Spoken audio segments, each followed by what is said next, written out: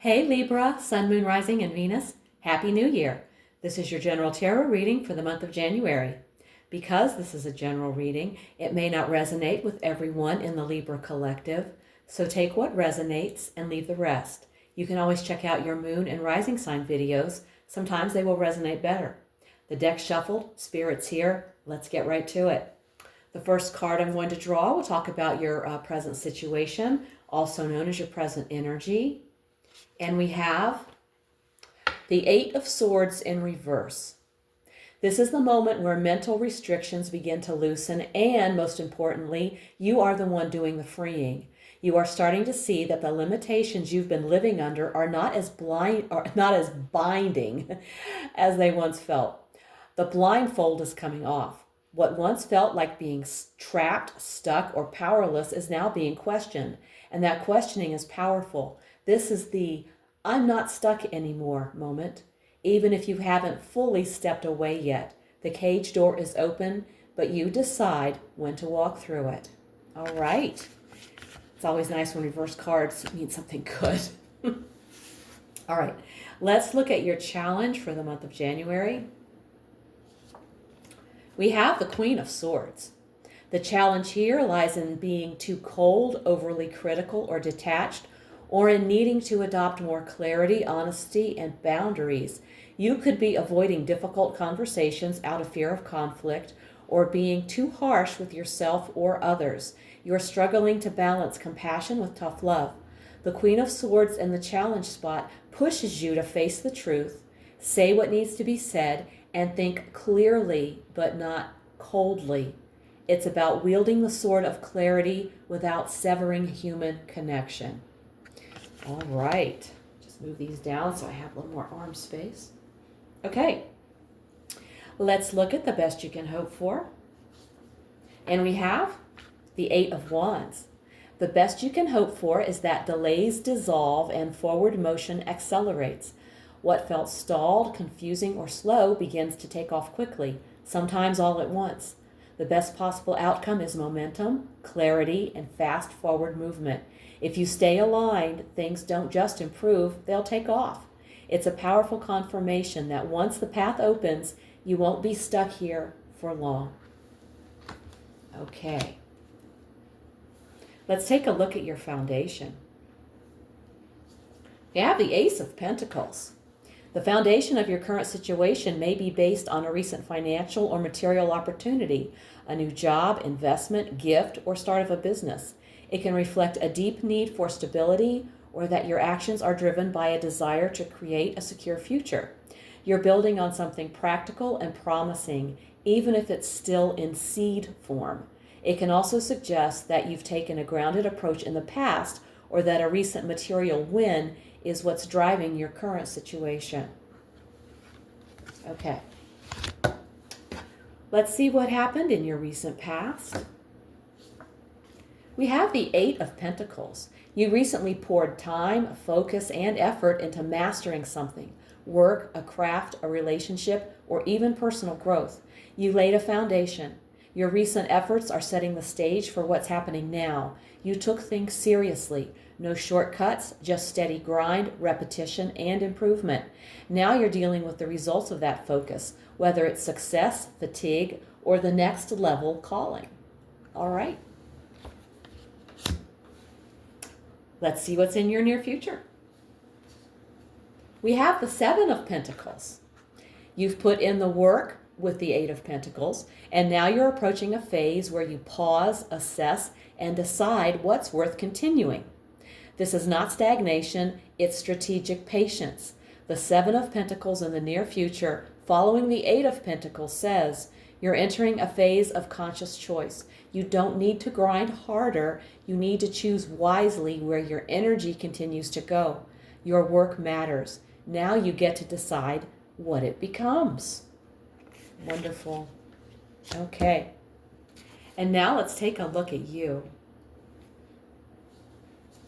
The Six of Pentacles. You may be in a position to offer help, support, or generosity to others, or you're in need of assistance or open to receiving, financial, emotional, or practical.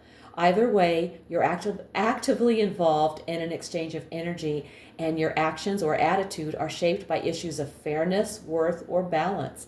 Whether you're the giver or the receiver, the Six of Pentacles in this position highlights your role in supporting or being supported, and the importance of balance in give and take. All right, let's see what's lurking in your environment. We have the Queen of Cups. Your environment is either nurturing, compassionate, and emotionally intelligent, or it's asking you to embody those qualities in response to what's around you. This position can reflect people who are empathetic, understanding, and emotionally available. A space where feelings matter more than logic or control, and an environment that supports emotional healing and intuition. Okay. Let's see what is in the hopes and fears. We have the Five of Cups. This position always shows mixed feelings, and the Five of Cups fits that theme perfectly. At your core, you're processing grief from the past, something that didn't turn out the way you hoped. You want to move on, but part of you is afraid of being disappointed again, letting go of what was lost, discovering that the loss still matters more than you want it to. You are afraid of losing again, but you still believe something good remains. This card is an invitation to grieve what's gone without closing yourself off to what's still possible. And now we've arrived at the outcome. We have the Page of Pentacles. The outcome is the start of something tangible, a new opportunity, plan, or direction that requires commitment, patience, and follow-through. The Page of Pentacles promises growth, but only through consistency. You walk away with a real opportunity and the responsibility to nurture it. This is the start of something that can grow into stability, mastery, or abundance if you commit. All right, now let's take a look at the bottom of the deck. And this shows the energy quietly flowing beneath it all, the truth beneath the surface. And we have the Queen of Pentacles. At its core, the Queen of Pentacles at the bottom of the deck says that stability, self-care, and long-term security are the true themes driving everything else in the spread. The root energy is about creating safety, emotionally and materially, valuing yourself and your time, building something that actually supports your life. This Queen often shows up here when you're holding everything together for others. Spirit may be asking, are you nurturing yourself as much as you nurture everyone else? Okay, let's take a message, oracle card message from Spirit. And we have protect. You're being asked to protect yourself and your energy. It's okay to want to give to others, which you do effortlessly. It's important, though, that you set healthy boundaries with your energy before doing so. Now is the time to get some protection in place. Excellent message. Thank you, Spirit. Libra, this reading shows a powerful shift from feeling mentally confined to consciously choosing what and who deserves your energy. You're waking up to your own agency. The Eight of Swords reversed makes it clear you are no longer trapped by old fears, narratives, or expectations. The door is open, but how you move forward now requires clarity, honesty, and discernment.